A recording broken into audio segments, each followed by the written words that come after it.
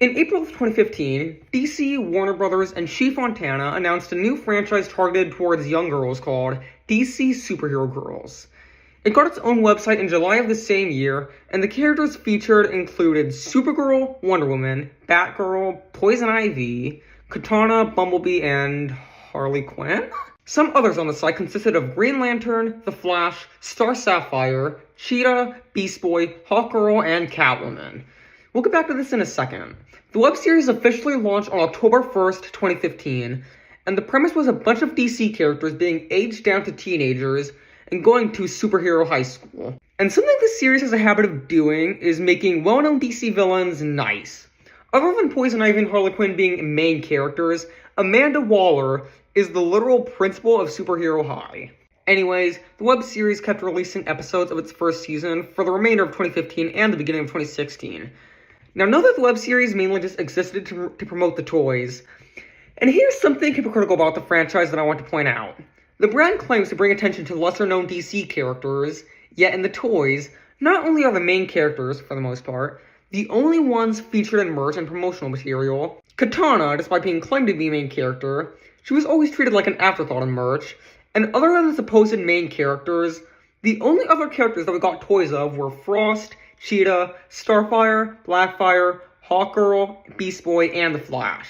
Editing me, the point I was getting at here was, the brand was made, well, it claims to be made to bring attention to lesser-known DC characters, yet if you look at any of the merch for the first generation, the most characters you'd find any toys of were Supergirl, Wonder Woman, or Batgirl, because they're the most popular heroes out of the bunch.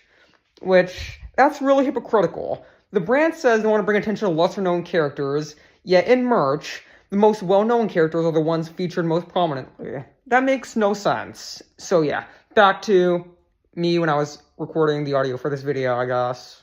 So if you liked Raven, or Cyborg, or Miss Martian, or Mara, or Catwoman, you don't get merch of them. Sorry. Season 1 of the series concluded after 13 episodes on February 25th, 2016.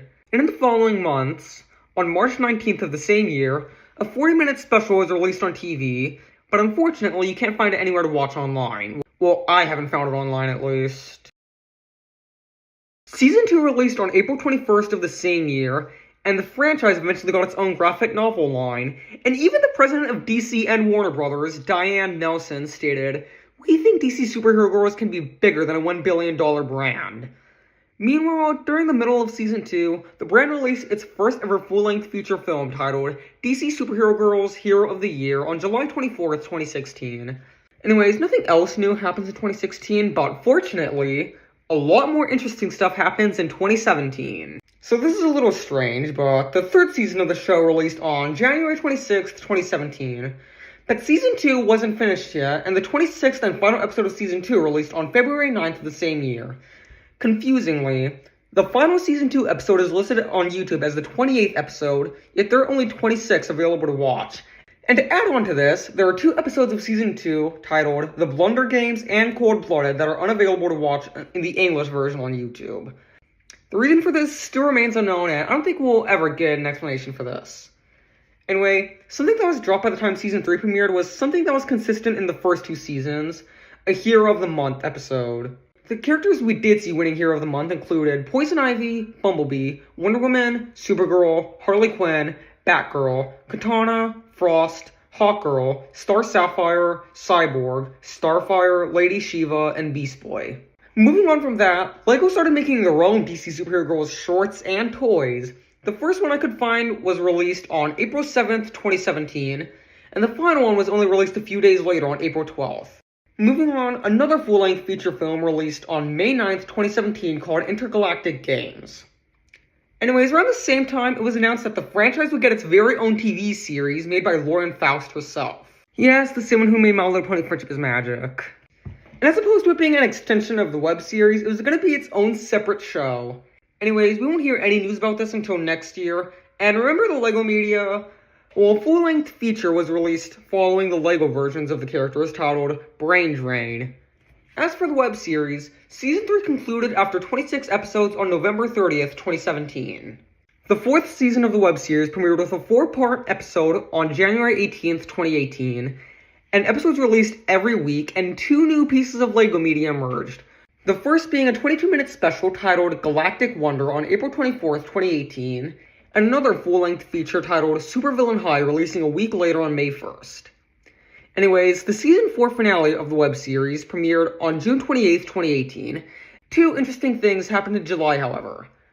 The final full-length feature film titled Legends of Atlantis was released on July 22nd, and a few days later, on July 27th, Teen Titans Go to the movies released in theaters along with a short titled The Late Batsby, which served as a sneak peek for Lauren Faust's vision of the DC Superhero Girls brand. And expect to see a lot of crossovers between Lauren Faust's vision of DC Superhero Girls and Teen Titans Go. Anyways, the 5th and final season of the web series premiered on August 2nd, 2018, and before you even click on the first few episodes to watch on YouTube, you get this clip advertising both Teen Titans Go to the movies and Lauren Faust's version of the DC Superhero Girls. And finally, after 23 episodes, the final season of the web series came to a close on December 27th, 2018. And the reason why it was left on a cliffhanger is because She Fontana moved on to different projects when Lauren Faust caught her attention to make the television series. And my theory is the main reason the web series ended was to obviously make room for the TV series releasing next year. The TV series was officially released to Cartoon Network on March 8th, 2019, but the web series graphic novels weren't done yet. The final graphic novel was released on June 4th, 2019, and even had a segment featuring Lauren Faust's version of the characters. Afterwards, the web series never had anything related to it ever released again, for now at least. Eventually, the TV series got its own graphic novel line too, with the first one ever being released on October 15th, 2019. The main characters of the TV series consisted of Batgirl, Jessica Cruz as Green Lantern, Supergirl, Bumblebee, Zatanna, and Wonder Woman. And in this version, there's no Amanda Waller, and Poison Ivy, Harley Quinn, Frost, and Cheetah are back to being villains. Episodes kept releasing as normal until there was eventually a crossover episode with Teen Titans Go that released on December 19th, 2020, and a few days later, the first season came to a close on December 27th, coincidentally on the 2nd anniversary of when the original web series ended. Another crossover with Teen Titans Go released 1 year later on May 31st, 2021, and a week later would Season 2 officially premiere on June 6th. Anyways, the final episode of Season 2 premiered on October 24th, 2021, and no information about a Season 3 was confirmed yet. The final graphic novel for this generation was released on January 25th, 2022, and guess what? It included characters from Teen Titans Go. Speaking of which, yet another crossover with Teen Titans Go came out on May 28th, 2022, titled Mayhem in the Multiverse, which served as a finale to the TV series for DC Superhero Girls. And this is the only full-length feature to be released for this generation. Afterwards, in August of 2022, Lauren Faust confirmed that the show was over and it was removed from cable and streaming platforms and it got written off for tax purposes. It's been 3 years since the show was canceled due to tax cuts. It's unknown what the future of this franchise will be, but what I have seen is a 10th anniversary graphic novel. Creator of the web series She Fontana, along with Yancey LaBaugh, I definitely butcher that name, announced a new graphic novel that was being released in celebration of the 10th anniversary. Interestingly, instead of it being released this October to coincide with the actual 10th anniversary of when the web series premiered, it's not set to release until June 2nd, 2026. In other news, I'm hoping I can get this video up at the 10th anniversary of the web series to celebrate 10 years of this franchise, which this video did succeed in coming out 10 years after the web series officially released, so that's a win. Now, I have nothing more to say, so Bill, roll the outro. Remember, reality is an illusion, the universe is a hologram. Buy gold, buy!